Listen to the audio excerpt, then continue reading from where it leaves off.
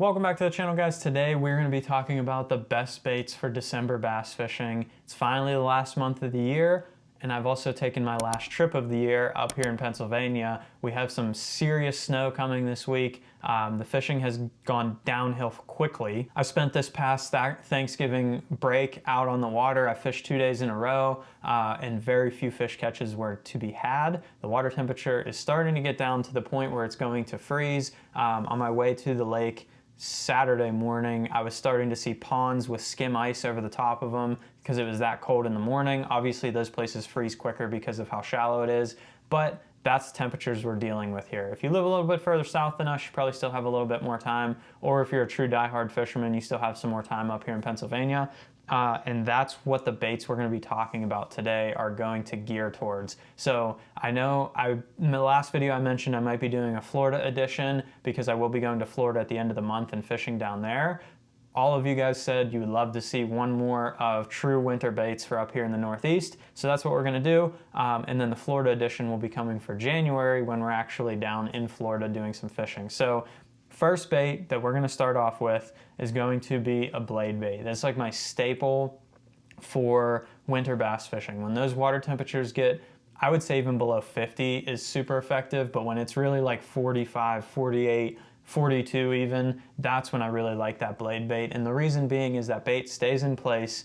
Those baits, when they start to die off like that and it gets that cold, they basically lay on the bottom. They'll kind of flutter up and try and keep living, but they ultimately aren't going to make it through the winter. So they flutter up and fall back to the bottom, and that's exactly what a blade bait does. You can fish it faster if the fish needs some reaction to get him to bite.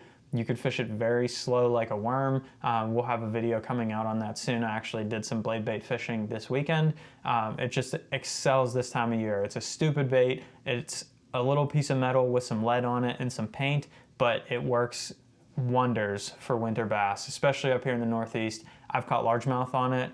If you have smallmouth, it is amazing for smallmouth. Never tried it for spotted bass, but I'm sure it would work for them too. But that is my setup there for a blade bait like that. That's winter bait. That's probably my number one. I will be fishing it on either a bait caster or a spinning rod. You can do either one. Personal preference, set it up however you'd like. The biggest thing with the blade bait is going to be your size and color. So your sizes that you can choose from.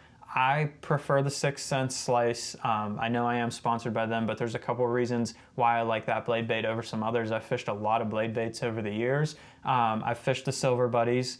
I've fished the Buckeye Lures blade baits, and while I'm always going to mention the 6 Cents products because they are a sponsor of mine, I will try my best to also mention other brands of products as well, just in case you aren't interested in 6 Cents products. That's a comment I've got recently of some people enjoy that I actually put that in and mention some other brands.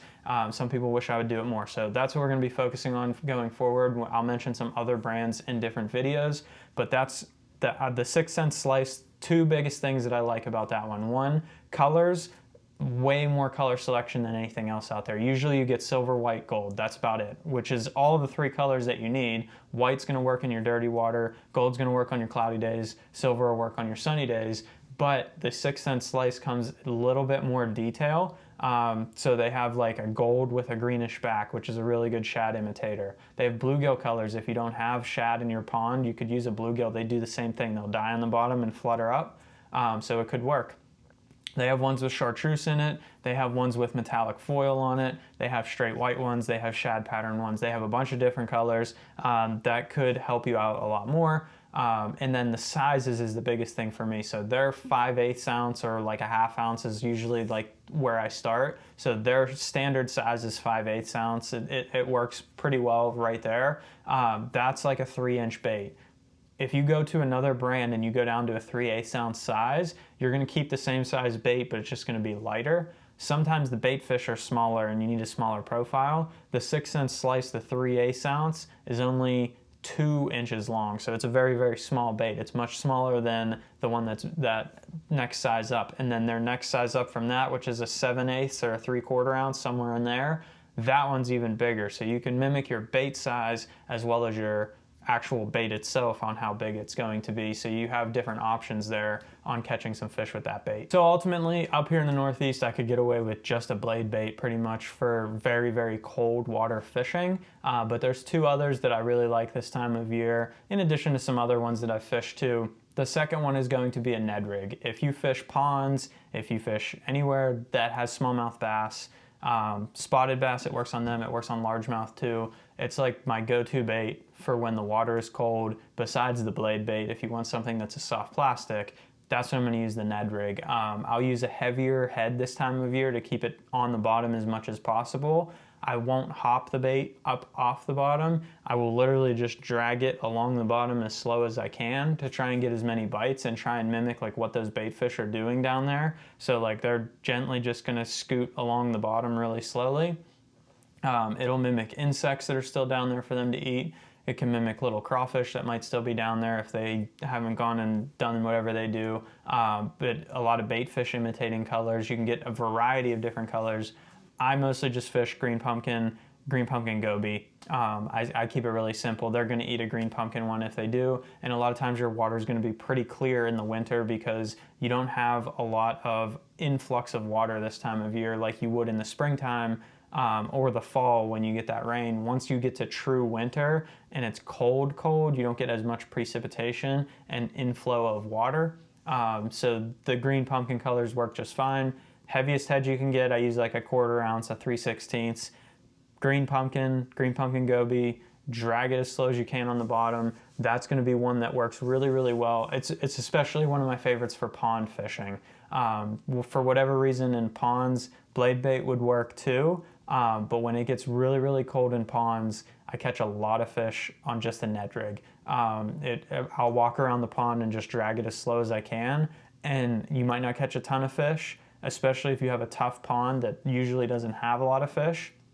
But it gives me the confidence that if I go around that pond and throw that Ned rig, that I am putting my bait in front of fish and I'm fishing at something that they're going to eat if I get it in front of a fish. So I don't have to worry about changing baits or anything like that. That's more important in wintertime fishing, is knowing that the bait you're fishing, that if you put it in front of a fish, they're going to eat it. And not really have a second question to that. Because if you're thinking about, should I throw a different bait here, a different bait there, you're going to be switching too much. And this is all going to come in a different video. I'm doing a winter technique video on like how to break down winter bass fishing. But if you're switching up too much, you're making it way too difficult on yourself for winter bass fishing, and you'll catch more fish if you keep it really simple and just fish slowly in key areas. So Ned rig does just that for me. The final bait that we're going to be talking about is the Damiki rig. This one works if you fish from a boat a lot. This one definitely works. If you have live scope, even better. But it'll work for people that fish from the shore, do any of that stuff. Again, just fished the Damiki rig this weekend. There'll be a Damiki rig video coming very soon, and I'll show you how to do it without live scope. I caught fish without using live scope in the entire video. So I'll break it down for everybody. The Damiki rig's a super, super hot technique right now. Everybody's catching fish on it. It's winning a ton of tournaments, and a lot of people think it's because of live scope, but it's actually how good it imitates what bait fish do down there. Even a swim bait fish don't kick their tail like this as they swim through the water. They just gently like flow through the water. I mean, I keep fish in fish tanks a lot too. Like if you ever actually watch fish swim around in your fish tank or go to an aquarium or anything like that, they don't swim through the water like this. They just dart and glide around. So that's exactly what that Damiki rig does. I fish either the Z-Man Streaks, the Baby Z2s, those are excellent ones. And then if I want something that's really downsized, I've been trying the Great Lakes Finesse Drop Minnow, I think it is. Just threaded on a 1/4 ounce ball head jig, 3/8. You could do a half if you really need to, or even an 1/8 ounce if you need to keep it up a little bit higher.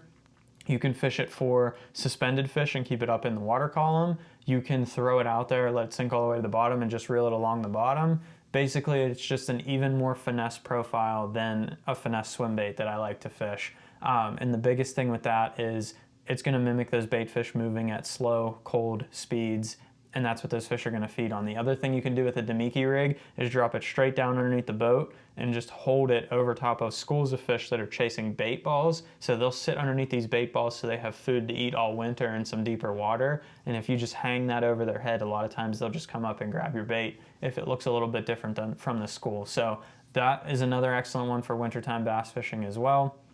Hope you guys enjoyed today's video breaking down 3 really excellent baits for wintertime bass fishing.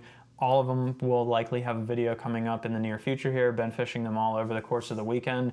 And now I'm doing all the indoor filming stuff now because I didn't want to sit out in the cold and do all the indoor parts. So if you guys enjoyed today's video, leave a like down below. Check out this November baits video right here if you want to see that one. Those will work as well in winter, especially if you live a little bit further south. And the next one coming up will be Florida baits, and we'll be down in Florida doing some fishing. So if there's anything you want to see while I'm down there, drop a comment below and we can make that happen. And thanks for watching.